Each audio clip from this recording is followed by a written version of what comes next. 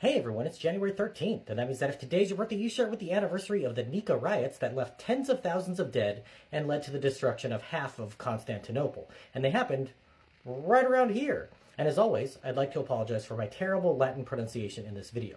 Taking place in the year 532, the Nika Riots were certainly the bloodiest and most destructive riots in the history of the Byzantine Empire. To understand what happened and why, we need to talk for a moment about the empire itself and Justinian I, who was emperor from 527 until his death in 565. The Byzantine Empire was a descendant of the Roman Empire, sometimes also known as the Eastern Roman Empire, and when Justinian took power, he had a motto of Renovatio Imperii, or restoration of the empire, sort of make the Roman Empire great again. And that is him right up there. He was married to a much younger actress, which caused a scandal due to their differing social status and would have been illegal had his uncle not passed a law making it legal to marry ex-actresses. Chariot races were the dominant sport of the day, and participants competed largely for one of four groups, which were represented by the colors blue, green, red, and white. But these are more than just teams for the purposes of sporting events. They were also sort of like street gangs or political parties, which might be a redundant sentence. At chariot races, they would chant political demands between events, and the authorities put up with their rabble-rousing since they needed the groups to keep the rest of the population in line.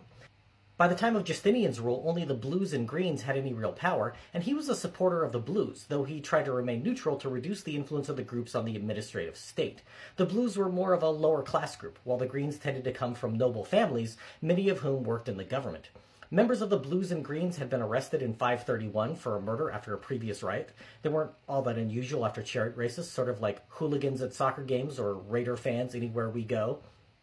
That's me, there on the right.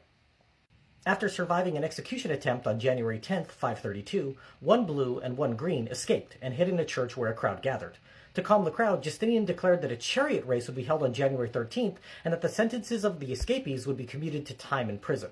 Sort of like if the president was also commissioner of the NFL. Justinian was already unpopular with the Greens over tax rates on the wealthy and attempts to stop corruption in the government, which led to some of the nobility using their ties to the Greens to amp up the situation. Imagine that. Rich people using their wealth and familial ties to influence the government through proxies of the common people. Good thing nothing like that happens today. Additionally, the Blues felt betrayed that Justinian had distanced himself from them, and alongside the Greens they demanded a full pardon for the two escapees, but Justinian refused. The factions erupted, coming together to chant Nika, which meant conquer, during protests. On the 13th, 60,000 blues and greens gathered at the Hippodrome for the scheduled chariot races.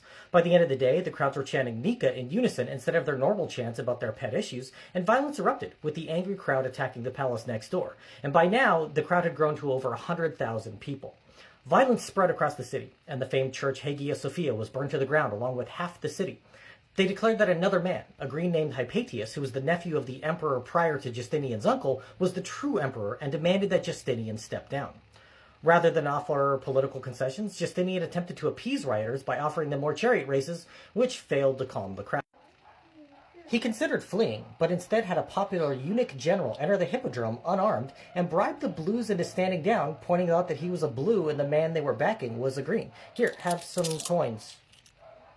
The blues left the arena, and imperial troops entered and killed everyone that was left, who were largely greens, bringing an end to the riots. The result was 30,000 dead, many of whom were trampled to death in attempts to flee various aspects of the violence, and the leaders of the greens are mostly exiled or executed, with a few allowed to return to their positions in the government.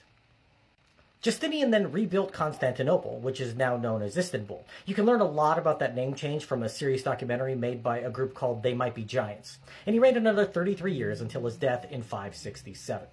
If this is your birthday, I hope you have a great day. Leave me a comment so I can wish you a happy birthday. If you know someone's birthday it is today, send them this video so they can find out all about the horrific events that happened on their birthday. And to the participants in the Nika Riots and Justinian and all those people, I say, happy anniversary, you bastards.